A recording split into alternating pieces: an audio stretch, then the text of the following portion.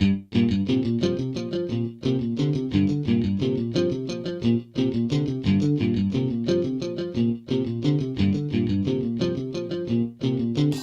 think that one of the biggest areas is in 4K UHD, because you're dealing a premium asset, and that's led to people like Movie Labs being fairly prescriptive about what they'd like to see at a consumer level for protecting content.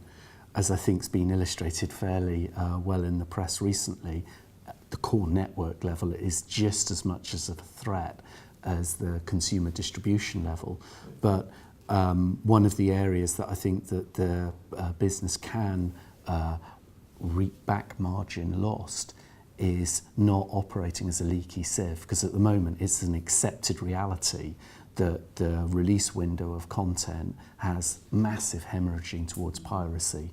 Right. And I think that now all of the release structures are very, very quickly driven to get content out there, monetize it on each of the platforms, and the valid money-making window on that content is very short. And I think that what content owners would love to see is more preservation of the value further on down. And I think that's going to become something that's going to become particularly relevant when people consider new IP-based infrastructure for 4K and UHD services. But also that back-end information that we hold, or the service provider holds in their customers. And again, there's been some fairly high-profile stuff in the press recently around that. But we talked earlier about trading demographic. I know my data is valuable. If I'm not paying with cash, I'm paying with data. So I know it's valuable, so I want to make sure that it's very well protected and secured. Yeah. And we talk about barriers to things like micropayments. Again, I trust my service provider. I will trust Amazon until I don't. Until I don't. Until something happens. So as inevitably more happens about systems being hacked and data being copied and lost, then consumers are going to have an extra barrier, thinking, you know what, it's not really worth me putting in credit card details for one show. I'm going to stick with the environment I know and I trust, and trust. Which is why it'd be better if it was through some root of trust that was a global provider. Yeah, exactly, and that's before we stream a single byte of content. Yeah. But then obviously content protection, security from piracy is critical.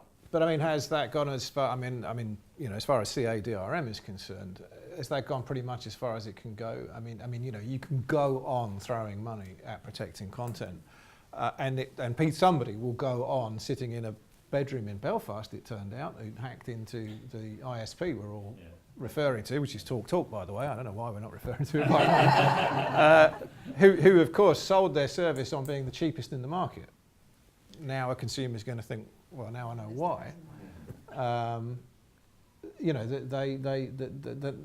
It's not worth protecting content any more than it already is. So you have to protect it by windowing it and using the rights to exploit it as rapidly as possible. I mean, it's kind of already happened, doesn't it? I mean, it's a reality in the marketplace. I mean, they're following up what the music industry didn't do a good job of, and that's letting people get to content easily, and it's the the easiest path to content. And CAA and DRM, I don't know how much further it can go. It kind of amuses me that there's all these tight controls in the broadcast space, but they seem to be a little more lax in the OTT space. Yeah. And it's all the same content. Yeah. Where it's a lot easier to attack in the OTT space. Far easier, and yet they'll hold broadcasters up to these higher standards, the cable cards, the other hardware encryption. I just don't understand why they just don't promote getting their content out to users more quickly, more easily, and accept the fact there will be piracy. Yeah. Just make that the exception, not the rule. We've seen some drive for less DRM services and more services which are orientated around just get the content out, more mechanisms in, say, metadata to describe who bought that content, and other ways of tracking it. But that inevitably leads to a poor individual being targeted for the sins of the greater world.